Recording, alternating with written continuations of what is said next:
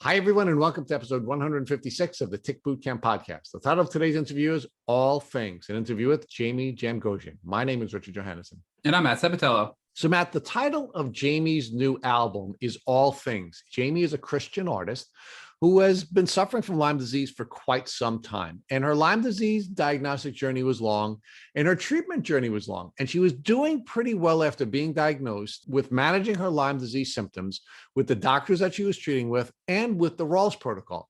But unfortunately, because she's a touring artist and the challenges with living life as a touring musician, ultimately her immune system failed her and she became chronically ill. And the chronic disease journey was a very different journey for Jaime, and it tested her in many different ways. Jaime was ultimately able to heal when a friend of hers who was also suffering from Lyme disease urged her to go to a treatment facility here on Long Island in Huntington, New York. So, Matt, this is a really interesting story of a woman who was able to remain faithful, find a place where she could heal, and now she's returning back to her career as a touring artist. And this spring, now that COVID has been winding down, is going to go back on tour. So without further ado, I'm excited to introduce touring Christian musician, Jaime Jamgochian. Hey, Jaime, and welcome to the podcast.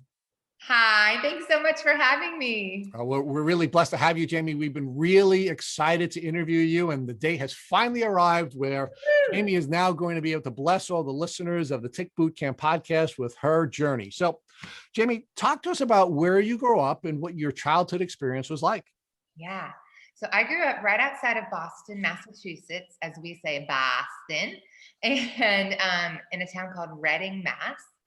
Great childhood. Really, the older I get, the more just thankful and honored I'm to say.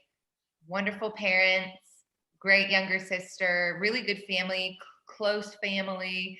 You know, the kind of family that, what are your dreams? Oh, you want to do music? Let's put you in piano lessons. And, you know, I was in all the school musicals and marching band and jazz band. And so really good childhood until I got sick.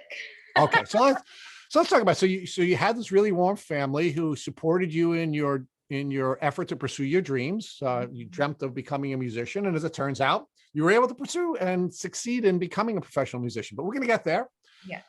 While your family was offering you the opportunity to have the music lessons and the piano lessons and all the things that they offered to you, did your family give you any educational information or any educational support relating to ticks and tick diseases? Oh gosh, no, we had no idea what ticks were. We really didn't know about it until I got diagnosed with Lyme disease, to be honest with you. So now you're on the East Coast, you're in the Lyme Belt, and you know, you have a very supportive family, and obviously they have resources because they're giving you all of these opportunities to pursue your dreams. Why do you think they didn't know anything about ticks and tick diseases? Honestly, I'm a little bit older. I don't remember it being talked about at all when I was young and would go to the children's doctor for, you know, little things, strep throat. You know, I can remember a little rash I would get on my arm, and it kind of looked, they kept saying, oh, you keep getting ringworm, which I now always wonder, was that ringworm from a tick bite? You know, because it was a rash on my arm. But who knows? It could have been that. We just didn't know. My doctor at the time wouldn't have known. My parents wouldn't have known. It just wasn't talked about back then. We would spend summers, every summer in Cape Cod at the beach. And I don't know if it was there that it happened, but nobody ever talked about, in our world, tick bites, or I don't ever remember friends even getting like ticks on them. We would play in the woods. You know, I was a very active outside young girl, and I just don't even recall any of it. Now, Cape Cod, of course, is a place where you know, there are many people who are suffering from Lyme disease. In fact, I think it's the largest concentration of Lyme disease patients in the world. So when you went to Cape Cod, were you ever put on notice that, hey, you should be aware of where ticks are located, you should be taking some steps to prophylactically protect yourself from getting bitten by ticks, and you should be checking yourself to find out whether or not there are any ticks on you? Never heard any of that. It was put your sunscreen on so you don't get a burn. The beach. Yeah. And I went back even as an adult. Like I would go back, you know, when I was in college, we would take weekends there and stuff. And that would have been into my, you know, late teen years, 17, 18. Never heard about ticks. in Cape Cod. So now, Jamie, when did you finally receive your Lyme disease diagnosis? How old were you? The first time I was told about it, first time I even learned about it was at a kind of a church meeting that I was singing at. It was a small group, and I was playing piano and singing. And after, this woman came up to me who knew I was battling some health issues. So I would have been into my mid 30s. And she looked at me and she said, "Have you ever checked into Lyme disease? During this whole night, I've had this hunch that maybe what you're battling with could be Lyme disease." And I went home and Googled it. So that was the first time I heard about it.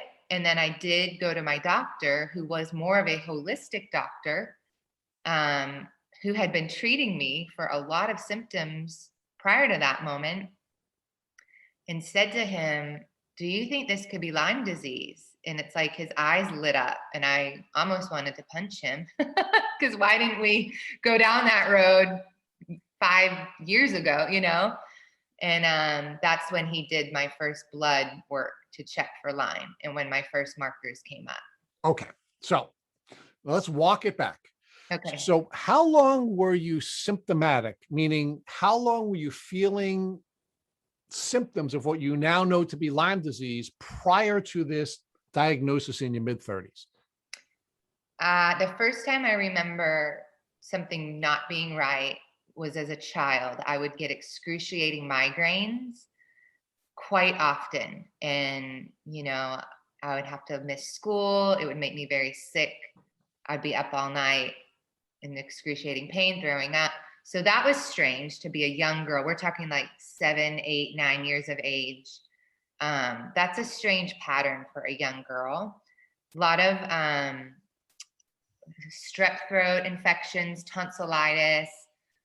I was such a happy kid. So it never really stole my life. Like, I would just keep going. And, you just did what you thought you do. You go to the doctor, they give you antibiotics. So I was on antibiotics way too much.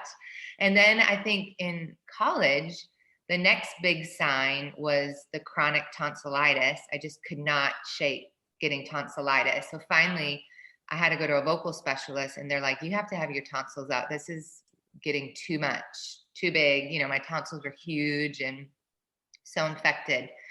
And it was just nonstop antibiotics. So I had my tonsils out. My junior year of college, I got a really bad case of mono. And, a lot of people in college get mono. They call it the college kissing, disease. I just thought I was like every other college girl, But I can remember my friends could shake it and could like get over it. And for me, it wiped me out. It nearly took me out. I can remember, I don't even know how I got through my classes pretty much for like 6 months. So there were little signs that something wasn't right. My biggest aha moment was I had then graduated from Berkeley in Boston and moved to Seattle. And I was going to one of my dream artist concerts. And now I know my body kind of like bottomed out, but I wouldn't have known what that was back then. And had my first flush rush of, it felt like, am I going to pass out? I can't get a deep breath. My head was swirling, the brain fog, almost like a really weird panic attack out of the blue. Like, I was so happy. I was getting to meet my favorite art. Like, it was just a dream scenario. There was no anxiety. It was like the happiest moment. Do you know what I mean? And that brought me to doctors. Like, what's going on? Something's not right. The fatigue, couldn't keep my eyes open. Felt like I could just crawl on the floor and take a nap at any time. So there are all these things that kind of led up to that first diagnosis. So I was functioning at that point. It gets worse in 2018 when I couldn't function. So Jamie, how old were you when you had the Seattle experience? That was 24. So 2004 or 2014? I was 24. So probably like the 2002, maybe 2004. Yeah. Okay. So You believe that your childhood experiences with migraines and sort of this weakened immune system that caused you to have these challenges are related to a tick bite that you suffered at some point during your childhood. I will never know until I get to talk to God in heaven, but that's one of my theories. How did these illnesses affect you during your childhood, if at all? Yes, so childhood was still amazing. It did not affect me. I would have those wicked bats of migraines, but then be back to school within like 2 days. And, it was kind of, I had learning disabilities all through elementary school, but something really clicked with the music. So then I was like a top tier student and, straight A's and giving the speech, at your high school graduation and college graduation, cum laude, the whole, I don't think I said that right, but the whole, yes, Summa the cum whole, laude. that. So, was very, was doing very well academically, if you can believe that. And, really excelling in my craft in music. So all of that stuff brought me so much life. I would just push. And so even through mono, I wasn't about to leave college. Like I pushed and then would sleep from Friday to Monday, basically, and get through my classwork. It was just important to me to do well in school. And so it really did not affect me until my mid 30s. And it's seriously, even through my mid 30s, I was kind of doing okay until 2018 is when I no longer could go the way I was going. So what happened in 2018? In 2018, I knew about Lyme now. I had done several different treatments, some in Atlanta. I did the Rawls kit. I did so many supplements.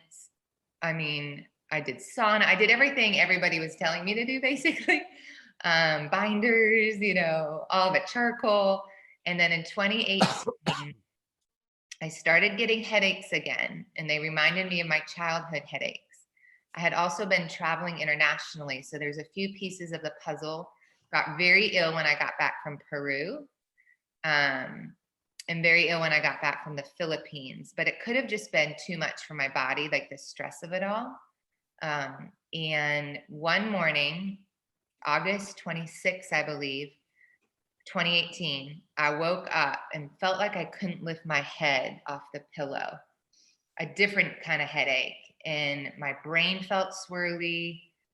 I just remember feeling like, I always feel like I got hit by a truck, but I feel like I got hit by a Mack Daddy semi, like the biggest truck you've ever seen. And it scared me. And I was like, I'm having a hard time getting out of bed. Like I had a hard time walking to my kitchen. Like something was very wrong. And I got anxious. I used to be very peaceful, cool, calm, collect. I remember waves of anxiety. And I just did everything I knew to do. Like I pulled out my essential oils. I took a hot bath to try to sweat. I did all the tools that I had, and nothing was lifting this really strange headache. And so I went to the doctor, and he's like, I think you're dealing with anxiety and depression. You're doing too much. Look at everything you're doing right now. I was working at a church full time, a church plant, which was fabulous, but pastor at a big church. There was a lot there.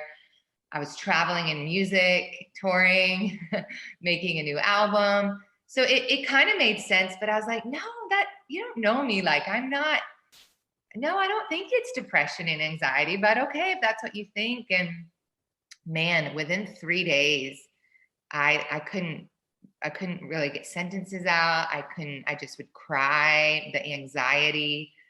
So basically I went from living this very full life on the outside to not leaving my condo for almost 2-3 weeks. It was very, I call it my crash and burn moment. And I do believe it was that all of the symptoms that I was just kind of keeping at bay finally manifested fully. And it could have been everything I was doing, like this, too much in life. So that was my worst season. I ultimately had to move home to Boston, Mass, to be with my family. And that was when we began to navigate how to truly get well and get healed, because my faith and my belief was always that I could be well. And I felt that promise from God. And I do believe he's a healer, whether we're healed fully here on earth or with him in heaven one day. He makes us whole. That's why Jesus went to the cross. It's one of my favorite attributes of, I'm a Christian, of a follower of Jesus, is that his body was broken so that we could be whole. And so I had that belief in the back of my mind and heart, but my body was not was not responding to it. So that began a long journey of looking into treatment centers and trying so many different treatment therapies until I found a clinic where you live in Long Island, New York. And I didn't find them until May of 2019. And my treatment began in July of 2019. Okay, so we're going to walk all the way back now. Okay. And we're going to talk about your developing symptoms from when you were in college until you received your diagnosis in your mid-30s. Okay. How did the symptoms develop? What doctors did you see? And what were you diagnosed with when you were on the portion of your diagnostic journey between college and your mid-30s? Yeah. So at that point, my career was probably at its height as a Christian recording artist. I had a #1 at Christian radio and had a song that in our world, like you'd call it, it was charting on the CCLI charts, which means churches all over were singing a song that I wrote, which is awesome. So that meant there's a lot of traction to be traveling, touring, big shows, little shows, international shows, like all over, like go, go, go. Interviews, like, 2 interviews every day for music stuff. And life was just very full. And I can remember going to my doctor at the time, who was a mix of Western med and holistic med, because I've always been very drawn to that world, the holistic world. And he just kept giving me it's chronic fatigue. And that's what we thought, chronic fatigue, fibromyalgia. I would get these strange pains in different parts of my body. They always say anxiety, depression, which that one was always so hard for me because I felt like I knew there was a root. I knew there was something causing the anxiety and like just not feeling myself. So it was a lot of that. And then some of the other strange symptoms would be like really bad knee pain, arthritic pain in my knees. I'm a big walker, bicycling, tennis, all that. And I can remember I'd play and be like, oh my gosh, I feel like I'm an 80-year-old. What's wrong with my knees? And, rubbing lavender and Panaway essential oils on my knees at a young age. So those were some of my key symptoms, the brain fog. And then when my speech, I felt like I couldn't get my brain to connect with what I wanted my words to say. That was very scary. And that's what happened in 2018, which the clinic then told me it became a neurological Lyme disease infection. All right. So, but let's stay back in that diagnostic window before you were diagnosed. How many different doctors did you see and how many different diagnoses did you receive other than Lyme disease? So I went to an arthritis doctor. I went to an autoimmune specialist, checking your thyroid, checking for lupus. I went to a Lyme doctor in Atlanta who did confirm it was Lyme and did all of the kind of more voodoo out there kind of treatments there. But that was after the diagnosis, right? Let's stay in that window. Before the diagnosis. Yes. Okay. So I went to, of course, the migraine doctors, the neurologists. Gosh, probably went to like 4 or 5 of them. Tried a lot of those medicines and felt awful. Any brain related, like Band-Aid type medicine for me was not good. Well, we know why, because it was an infection. So those were awful. Those did not give me much relief personally. I think also toxic load, is a big deal. And I think when you are dealing with a chronic illness, your toxic load is already so high, and then you're putting drugs in you, some that are making that toxic load even higher. So it was just like a train wreck. So those were some of the doctors that I would see. I mean, I also did natural stuff. I would go to an acupuncturist. I would go to massage therapist. I would try I did this really weird, and maybe some people have great benefit from it, so I don't want to like slam it. But for me, it was really weird. I think it's called Reiki. I don't know. It was the weirdest thing in my life. I won't even tell you where it went, what she was doing, but I basically was like, what are we doing?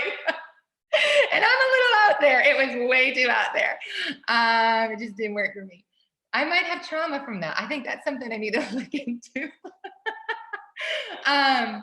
Yeah, so I tried a lot of things. I mean, I wish I could remember some more of the things that lymph. I've done all those lymph massages, and yeah, I feel like I went to every kind of, cranial doctor for the headaches. I did some talk therapy, which I'm still a fan of. Wherever you're at in life, I think it's good to go to a counselor and talk it out.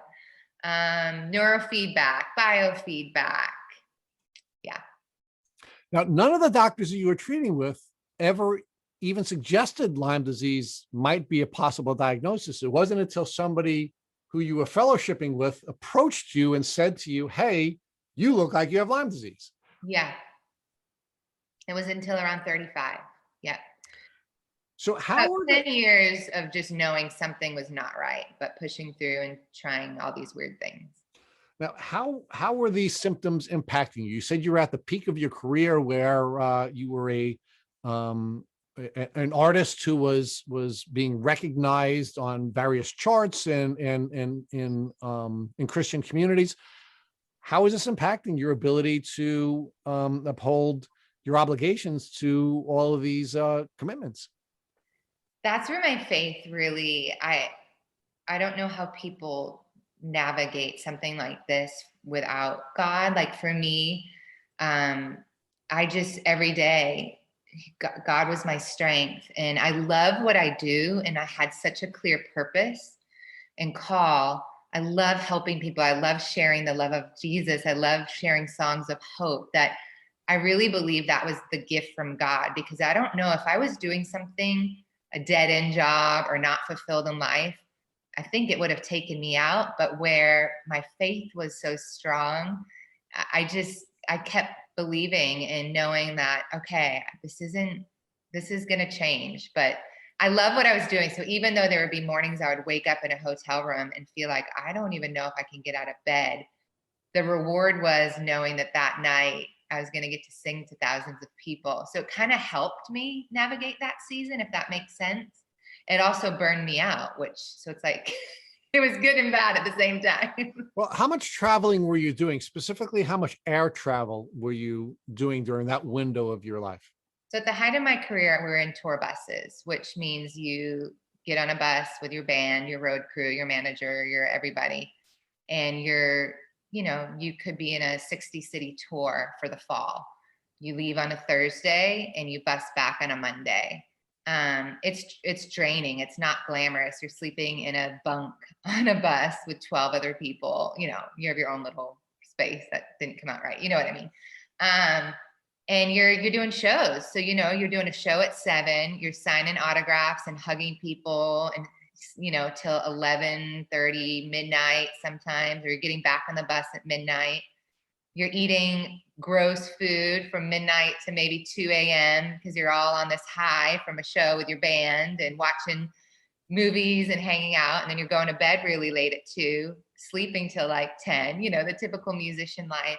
That was not probably the best on my body as well. And that went on for years. Yeah. And fly dates as well, international, you're not going to bus to Japan. Right. So fly dates for international trips. Currently in the back half of my career, so the back half of my 30s was all fly dates. So just about every weekend I was hopping on a flight.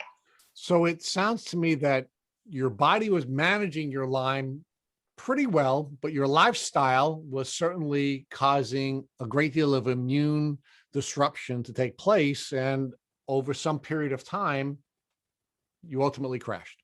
Yeah, like emotionally and mentally. And, when we talk about purpose and calling and heart and passion, I was doing it. I was living it. I was so like happy, but then physically my body was like, what are you doing? And put on top of it a very real disease that I didn't even know was happening. You know what I mean? So it was like both ends of the spectrum, but I'm just so grateful that I had that, love and desire for what I did, because I don't know. I don't know where I would be today. And we can talk about that in 2018 when I hit the darkest place. Well, but let's talk about that before you get to the dark place, because Lyme disease and a Lyme journey is both a physical and emotional and spiritual experience, right? And 100%. one of the challenges that so many folks have is once they have their emotional crash, then they have their crash, right? But you were in a place where you were emotionally healthy and you were spiritually healthy, so your immune system was functioning at a high level despite all of the abuse your lifestyle was creating for your immune system. But it's your immune system and your brain both betraying you at the same time, and your brain was not betraying you. You had faith, you had purpose, you had mission, you were in a pretty good place, so your system was managing the Lyme disease, right?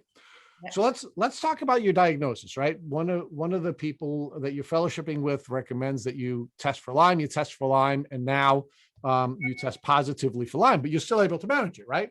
Mhm. What were you doing? What did the doctor, who of course embarrassed himself by admitting that he should have tested you for Lyme and didn't test you for Lyme, start to recommend that you do so that you can treat your Lyme disease? He was new, so he was now taking like a lot of the holistic courses for Lyme.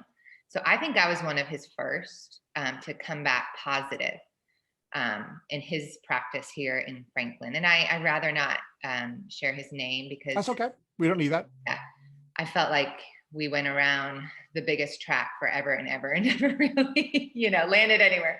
But so he gave me two options: antibiotic port for a very long time. And I just knew from my childhood, with all the antibiotics I had been on, something in me, it just didn't resonate in my spirit. I had been doing a lot of work to heal my gut because of all the antibiotics in my childhood. And so the thought of like putting antibiotics in my body again was like, no.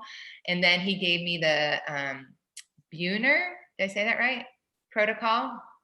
And that was super intense for me because of all the pieces that was back in the day where you had to like find everything, put it together. And so I actually did my own research and found another doctor in Atlanta and went out there and started doing treatments, holistic treatments that he gave me. A lot of tinctures, a lot of little supplements, and diet was a big thing. That didn't really work either. And so then I found the Dr. Rawls kit online, and I was like religious on that thing for several years. And I do believe that kept everything kind of at bay for a while for me until 2018. So I did get some help from the Dr. Rawls kit, and I love sharing that with people. I have some friends that battle Lyme that are on it and have some relief as well from that. Yeah, so we here at Tick Boot Camp are big fans of Dr. Rawls. We've interviewed him a couple of times. We think he's an absolute blessing, and both Matt and I are taking various elements of the Rawls protocol. So, talk to us about what happened in 2018 and why you think that crash occurred. Yeah, it's so blurry. Doing the Dr. Rawls kit really cleaned up my diet, was active. There was a good amount of pressure, I think, on me that I wasn't dealing with internally. And I loved my job. I got to help plant just a thriving church here in Nashville. It's I feel old there.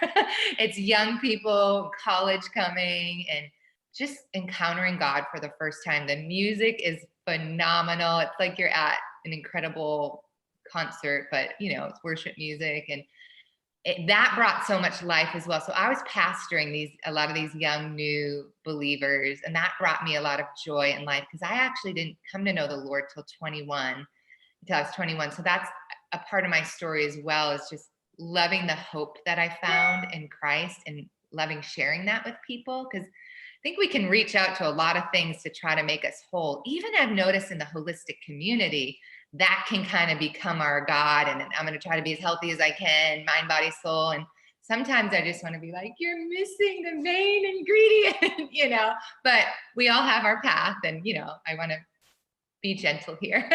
So I really believe that the stress of the job and touring, and I was trying to figure out what I was doing with my music career at the time, if I was going to go and do an independent album.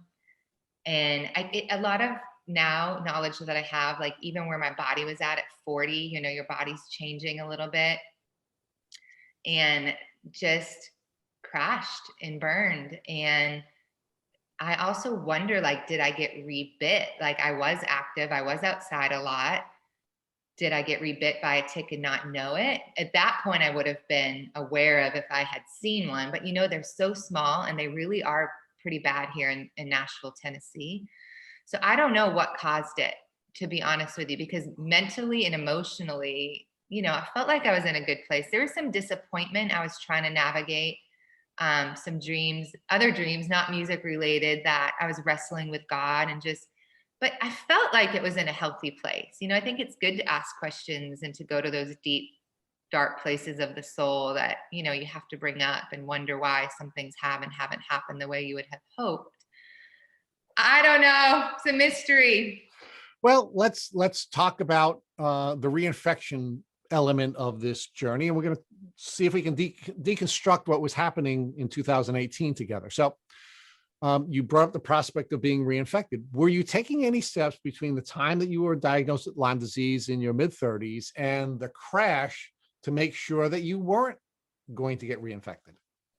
I mean, if I was out in a wooded area, I was definitely like the one with my friends that I would be like, check me, do I have ticks? You know, I definitely would do that. But that's about it.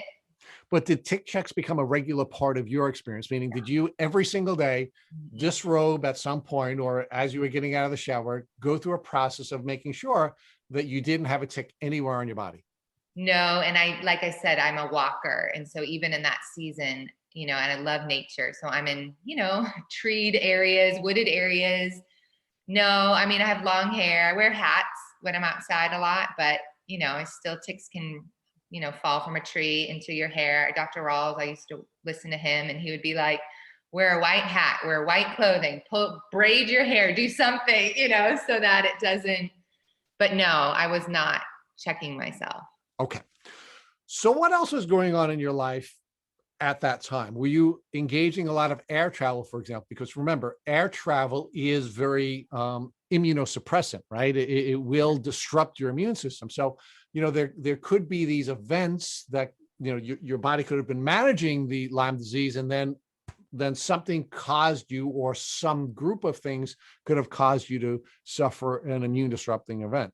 Right. You just reminded me. I was in moldy environments where our church launched. It's this really cool venue, this cool warehouse space, but I know it was loaded with mold because after even being in there for a short amount of time, the brain fog would get so much worse and I would feel so fatigued. So I was spending probably too much time in moldy environments. My brand new condo I had bought at 30, and I bought brand new because I knew mold was an issue for people with chronic illness. And this was before my diagnosis, but I knew to check for mold somehow. And I often wonder, my water tank broke, like busted the week before I moved in. And they told me they did everything proper to dry out, you know, the drywall. I often wonder if there was mold growing in there.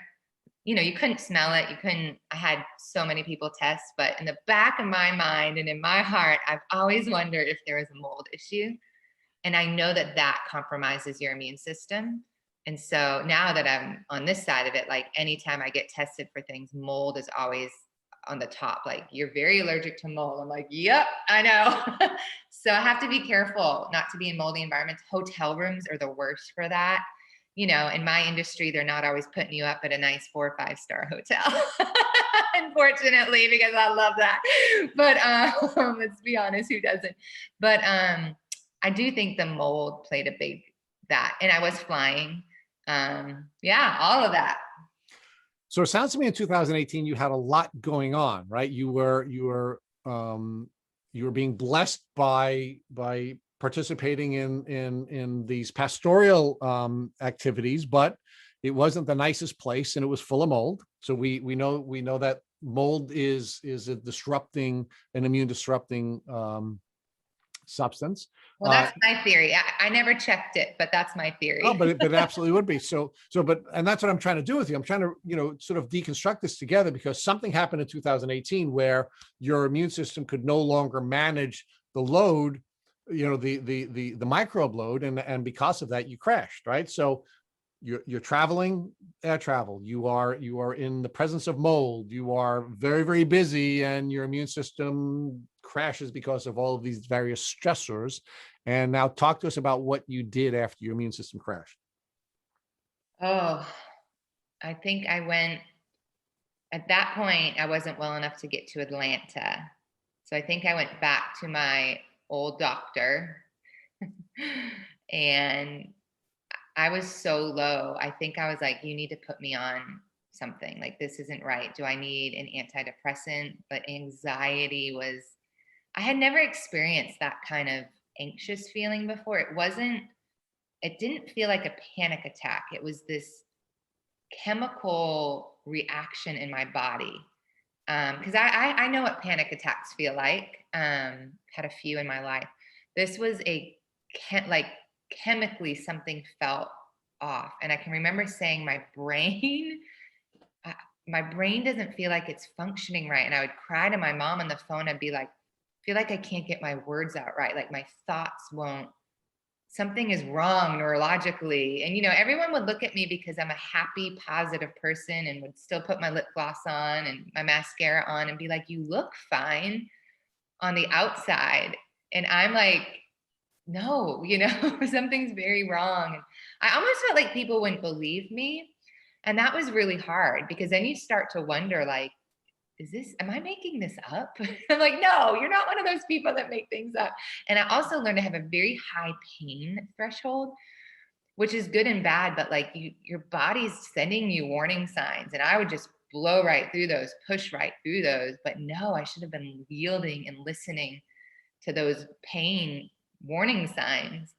So that doctor, I think we tried a few different headache medicines, a few different anxiety medicines.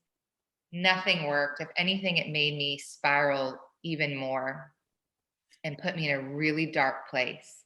Now, did you believe it was your Lyme disease that caused you to crash, or did you believe that something else was happening? Because yeah, that's, what happens. You start to think something else is wrong. I really started to think, like, do I have a neurological brain tumor? I went to my female doctor, who's wonderful, and she was like, you are under, like, I was in that fight or flight mode. She was like, we need to check she had really good intuition. She's like, we should check your pituitary gland. And I'm so glad she did. And I think the stress of it all had put me in this weird place. And so we checked that, and I had some levels that were really not in range. And it had formed a tiny, tiny little pituitary, it's not a tumor, it's before that. It's just a teeny little smidget of something. So we treated that with some essential oils on the back of my neck, which are really good to help, level out those hormones and get your prolactin back in place. And all of that dissolved itself when I got healed. Actually, they can't even find that little spot anymore. And my levels have been amazing, better than pre-Lyme. My hormones are like better than ever. I always tell the clinic, I'm like, thank you guys for what you did. So yeah, it was just a lot of guessing and trying different doctors. And I should have written it all down, because it's kind of a blur. It's all a blur until I got a phone call from a friend in Nashville saying, you need to go to this clinic in Long Island, and basically begged me to go with her because she knew I wouldn't do it. And that's when it all made sense. Okay. So talk about that friend and what caused her to intervene in your treatment protocol. Yeah. So we were friends from church. I actually would pour into her a lot. And she was battling chronic Lyme. And we're both oily. We love our Young Living essential oils. And so we kind of bonded over that and eating healthy. And she saw me go from, speaking on the platform, leading teams of 100 people, had my prayer team was 200 people. My guest services team was couple hundred people. So she saw me going from like functioning at a pretty high level, touring, singing, to can't leave my home, which was scary, for your friends and to not know what to do or how to help. And she started doing research actually for me because there was too many options out there. One minute I'm going to go to Spain. The next minute I'm going to go to Idaho. The next minute I'm trying an antibiotic port for 6 months. Then I'm trying this weird thing, or, oh my gosh, talk about stress. That's stress in itself. Like where to go for help, what to do. And she stumbled upon this center called the New York Center of Innovative Medicine and sent me the link. And we both were like, there's something here. Like, this isn't stuff that we've tried yet. Wow, this sounds kind of out there and weird. And then we got our hands on a testimonial from a guy named Ben. I can't think of his last name right now. And his testimony, it just resonated so deeply because he had a life. He was a high achieving athlete, I believe. And then Lyme nearly took his life out, but he was well again enough to function and do what he was called to do. And that just resonated so deeply with me because I always knew I would be healed one way or another. I had that belief and that faith that this was not going to be forever. And when doctors would look at me and say, you just have to learn to live with this, or this is going to be your whole life, you're going to be chronically ill, something in me believed that God could heal. And that's where my faith is. And that's personal. I can't put that on anybody else. But for me personally, I would smile and politely say, I don't agree. I believe God will heal me. And sometimes they would probably laugh on the inside. I don't know. But that's where my belief was. And so she found this clinic. It was a rocky start in the beginning. I remember calling and feeling like, are they going to call me back? And then we have to fly out there and do this BAH blood test I had never heard of. And how was I going to get to New York? So she basically drugged me on CBD oil on the plane because I was not in a good place. I mean, think about it. I go from like flying almost every weekend with all my cute travel bags and, I love it, classy woman, to wearing sunglasses, basically holding her hand, drugged up on CBD oil to get on this flight. Like, it just, no makeup, it was just such a weird season. And we get to New York. She arranged everything. She put the hotel together. She got us there. And I remember doing that test and meeting with Dr. Caitlin. And, we're in Long Island. So that's the other thing. Like, the doctors in the South are very Southern and warm, and everyone loves Jesus here, and everybody's got a Bible everywhere. And that was my comfort zone, And so here I am in Long Island, where the accents are different and people aren't as friendly. And, it just was a little bit of a culture shock. I mean, they're all talking like me. Yep. and very, very to the point, and very, this is what, and I was just like, can we pray? They're looking at me like I'm crazy. So that was my divine, my divine intervention moment where God stepped in, and I met with the doctor for a couple hours. I remember putting my parents on speakerphone so they could hear. And when she read through the list of everything they found from that blood spot, and I did not tell them a thing. I wanted to really see how it would go down there.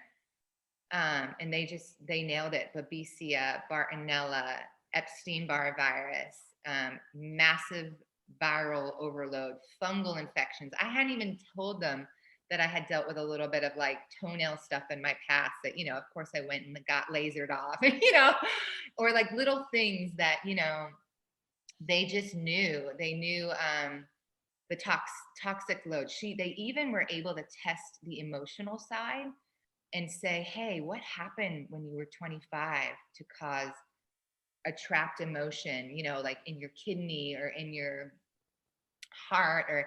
And I remember looking at her going, well, I signed a record deal. I was so stressed, and and I was moving from Seattle to Nashville, and, or at 27, what caused you to be hopeless? I'm like, I broke up with the love of my life, like, how do they know these things, And just, yeah, it was so interesting. And that was my confirmation. It was tough because she was very honest with how sick I was. And she revealed it had become a neurological Lyme disease infection. And it was the first time anyone had used that phrase. And all of a sudden, I felt like God just like smiled over that meeting and was like, this is what you're dealing with. And now let's get you healed. And when she said, are you anxious? I'm like, you have no idea. Are you depressed? Yes. How are your headaches? I'm like, a whole nother level. I can't even think. And so it really brought me peace to know that they knew exactly what was going on. And then they had printed out a customized, tailor-made plan just for me. And I'm so glad I was there with my friend Kristen because she did the whole thing as well. And our plans were not the same. So I knew it was customized. What I needed was different from what she needed. And that brought me so much hope because as a believer, like, God has made each one of us individually. And it says that, he knit us together in our mother's womb is one of my favorite scriptures that says we're fearfully and wonderfully made. And I loved that this clinic knew exactly what my body needed, mind, body, soul, spirit. And they treat all of it, not just the physical, but they do these neuro-emotional techniques as well to get some of those trapped emotions out. And I believe that was a big part of my personal healing, as well as all those, IVs and antimicrobials and stuff. So give us some detail on what they did specifically, meaning what did they do for you emotionally? What did they do for you spiritually? And what did they do for you physically? Right. So I left the clinic that day and somehow got back to Boston. I don't know if I got on a bus and Kristen went back to Nashville, brought my folder home to my parents, which was such a humbling season because I go from like touring the world, having a really cute condo, living life on my own, to really having to have my mom and dad kind of back in my life. Not that they were ever gone, but you know what I mean? In a way, like helping guide me and make big decisions. So how did they react to that? And how did you react to that? It was hard because they knew something was very wrong, but I think they also thought, like, is she just depressed? Like, what? This isn't our daughter. Like, they just kept saying, this isn't you. Like, and I kept saying, something's wrong. So finally, when we had that proof in hand, I think we all took a breath, like an exhale. And it was a step of faith. That was a leap of faith because, they started to Google what this clinic was going to do. One of the therapies is called a biocharger. And we're like Googling, what does a biocharger do? And my dad's like, this is quacky. You know what I mean? But we did our research and we couldn't find one negative review on Dr. Schultz. And I'm just so grateful that my parents were like, we're going to stand with you. And I don't know what I would have done if I didn't have that support. Like, I'm getting choked up right now, sorry. I don't know what I would have done if I didn't have people to say, we're going to see you through this. We're going to get on the other side together. Because it can be a very lonely place to be chronically ill for that long. And so we took that leap of faith. It's an investment. It's an investment in your time. It's a massive financial investment. And I needed help getting back and forth to the clinic. I wasn't in a place to be able to drive and want to be in an Airbnb alone or take care of myself well in that season. So we all got the green light from God. Like, we felt peace on it, which was even hard because I had tried other things, many other things up until that point. And so I went out there and I did my last show, which, this was the crazy part. When you sign contracts for shows, you really can't get out of them unless, so I would show up to some shows just literally like taking every supplement I could to get me through it, taking CBD oil. I skipped doing the meet and greets. I literally would get behind the keyboard. God only knows what I would have said in between those songs, sing and be done. And then I told my booking agent, I can't do anymore. I'm going for full on treatment. And I took a break for an entire year and started treatment in July. And that was a step of faith, showing back up to that clinic with my music in my earbuds. And it was the first time I did like massive IV therapy. I had done like vitamin C infusions and little cocktails that they'd put together for me. But this was antimicrobials. Have you heard of that? IV I had never heard of it. So I guess it's like a natural form of an antibiotic that was going to kill all the Lyme bacteria. And then what I loved about this place, New York Center of Innovative Medicine, is all the additional therapies. So they have light therapy. They have this machine called the Stella that, for me personally, customized to what I needed. Like my spleen needed a lot of work. So I would do this Stella therapy on my spleen. I would do the biocharger room to get my brain to, if I understand it right, to like oxygenate my brain again and get it functioning again. I worked with the doctor's wife there to do all that neuro-emotional work. They did a lot of different shots that my body needed, natural shots. They did neural therapy, which is what I think made my female womanhood like so much better. They did, I mean, you name it. They did fungal stuff. I remember them shooting like shots in my throat, and they would know. They're like, what's up with your tonsils? You know, clearly you have them out, but they knew that that area still needed treatment. I hadn't even told them about my tonsillectomy, you know? So it was just so super because it was customized, and, you know, no body is alike. And tons of supplements. I mean, you understand that with all the people you've interviewed, you know, every morning, every midday, every evening, just a slew of supplements. And I was used to that. But then again, I loved that those supplements were customized to what I needed. So how did your health improve during the time that you were working in the New York Center for Integrative Medicine? Innovative medicine, yes. Yeah. How did your health improve? In the beginning, and they told me that you could get worse before you get better because we're pulling out so much toxic load and we're killing Lyme, which, you know, when Lyme dies, your body goes through a herx, or it can just, you can feel worse. And that definitely happened. There are some days I felt way worse. My real turnaround there was at the end of the 3 months. I would go back and forth. My body showed that I needed NAD infusions. I take a pill now, so I'm taking it orally now, called Nadovim, which is their brand of NAD that they've made.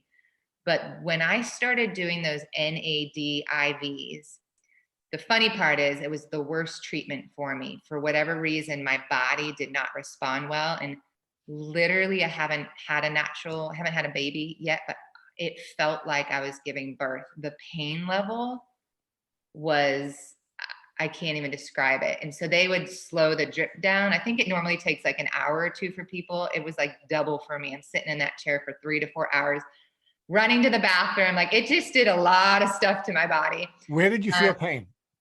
All in my pelvis, in my back, my lower back, which is really interesting because I used to battle like terrible period cramps and that's a Lyme thing. Women that have chronic Lyme typically have bad cramps. And that helped me so much in that area. So I don't know, you know, it's all supposed to be for your brain, but I'm like, maybe God used it to heal me in other ways, because he can do that. So yeah, that treatment was my hardest, but that's when I felt a shift in the brain fog. That's when I felt a shift in like my overall well-being, was when I started doing NAD. I'm actually hoping to go back maybe this summer and do more. That's something that has shown, as I continue to get well, that I could benefit from. So the NAD was a real game changer. And then honestly, and they were real. They're like, you're going to leave here. I got the clean bill of health for Lyme, which was amazing to have them check my blood at the end and be like, there is not a trace of the Lyme bacteria. Now you need to go and continue to build your system back, build your immune system back, get well, work on the emotional stress, all of it. It took from September until May of September 2019 till May of 2020. May is when I felt my biggest turnaround. Like, I just remember, and they kept telling me, because I would call and be like, oh my gosh, I'm not quite better yet. Like, what's going on? And I'd have really low moments and flare ups and all of it.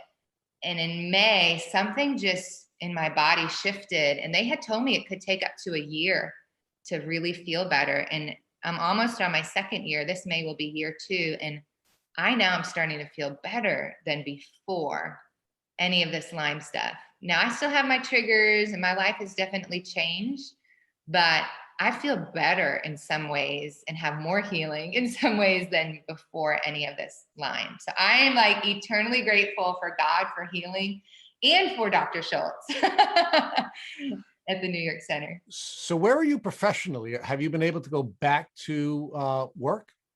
Yeah. So when the pandemic hit in 2020, I was on a tour. I signed on for the Aspire women's events. Kind of my niche is singing at women's events, singing, speaking.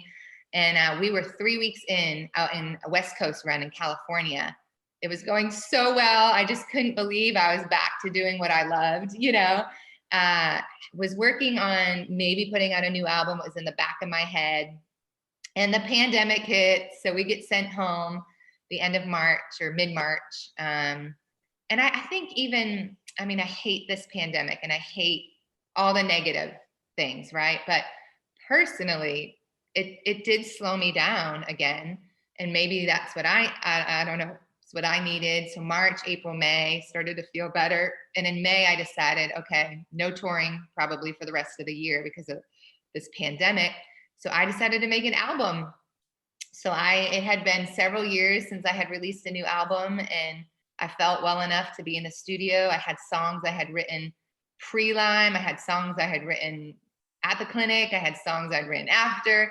So in October of 2020, I released a new album called All Things, and it's really a healing journey album. So for people that are navigating the great unknown, that's one of the song titles. For people that are believing for a beautiful story, that's one of the song titles. Like the thrust of it is that there's a scripture that says God can work all things for our good.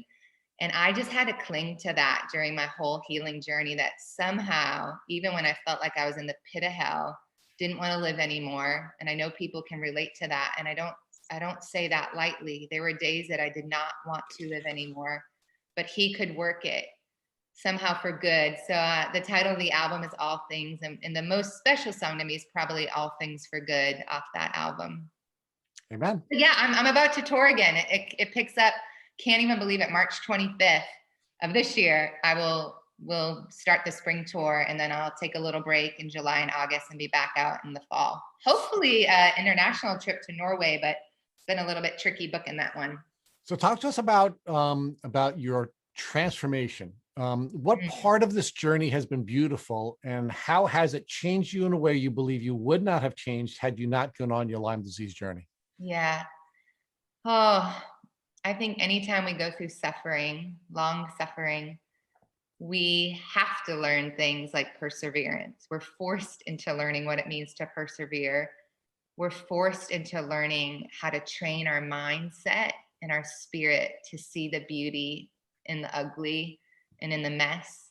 I love that anything in my life that has looked really messy and backwards, God somehow turns it and makes it into a masterpiece. And that's where my faith is at, that even though I feel like some years and dreams and desires were stolen in some ways, navigating this disease, I can now honestly say I feel more whole as a person. I feel like I'm more my true, authentic self in every way, as a believer, just as a woman, as a friend.